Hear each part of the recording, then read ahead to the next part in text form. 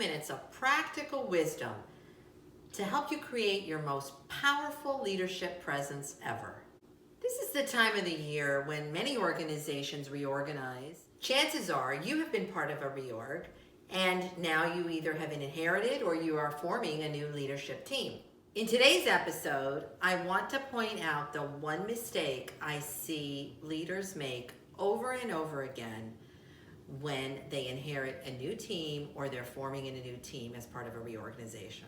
One mistake. What is it? The one mistake is to disappear. What do I mean by that? I don't mean literally disappear. You obviously don't physically disappear. You're actually very, very, very busy. But what often happens when we are in the midst of a new job, a new role, all of a sudden being overwhelmed with new information, people we don't know, things we don't know, a whole new set of responsibilities, what we start to do is go inward. And by going inward, we start to figure out, what is it that I don't know? Oh my gosh, I have all these things to learn, so I've got to go read everything, and I've got to go talk to all these people, and I'm busy, busy, busy, busy. And what I forget often is that there is a team of people that have just been through a reorganization that are sitting there waiting for you. They're waiting to hear from you. They're waiting for your guidance. They're waiting for your instructions. They're waiting for your setting the tone. They're waiting for your vision. Are things going to change? And what you're doing is you're sitting there trying to figure all of that out. And so you disappear while you're trying to figure all that out. But in the meantime, there is a gap. And that gap, inside that gap, where there's no information and you have magically disappeared, what happens? People make everything up. Here are 3 things you can do to start off on the right foot with your new team. Number 1, communicate, communicate, communicate. You're not going to have all the information. You're not even going to know what you're going to do next because you're still figuring it out. And that's okay. You can come in, introduce yourself, send a note, put the team together and talk to them. Tell them what you're doing. I'm actually now in the process of taking a look at everything. I'm going to set up meetings with each one of you. I'm really excited about the prospect of this team and the vision that we're going to create together.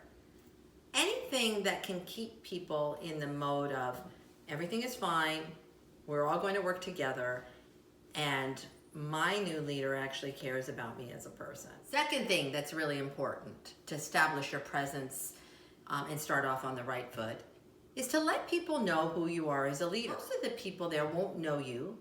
They have read your bio and they know of you and who you are, or perhaps they know your reputation, but they don't know you. And so as human beings, there is a fear that starts to be evoked. Who is this person? What do they want? How are they going to act? How are they going to treat me? What do they like? Etc. So you can kind of nip that in the bud immediately by, in your initial meeting, telling the group a story about you. It doesn't have to be formal. You can just talk a little bit about, here's who I am, and here's what I'm here to do, and here's a little bit about me as a person. The third thing that's going to be really, really critical, and it's going to be hard to do because perhaps your instincts don't take you there, is to focus more on the people than the task at first. And what I mean by that is when we're going into a new organization and when we're bombarded and we're overwhelmed, our tendency is to think about what needs to get done. And obviously that's what we're being rewarded for. That's what we're doing. We're there to do something. But in order to do anything, you have to establish relationships and build trust with the team that's going to do it. Because you are not the hero and you're not going to be doing everything on your own. So in order to do that, you've got to focus on the people that are going to be doing it. Who are they? What are their skills? What are their talents? What do they know already? What are they good at? What can you draw upon?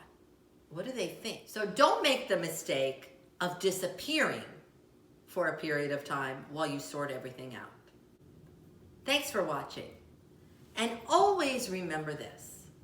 Every single moment you have a choice in what you say, what you do, and how you make people feel.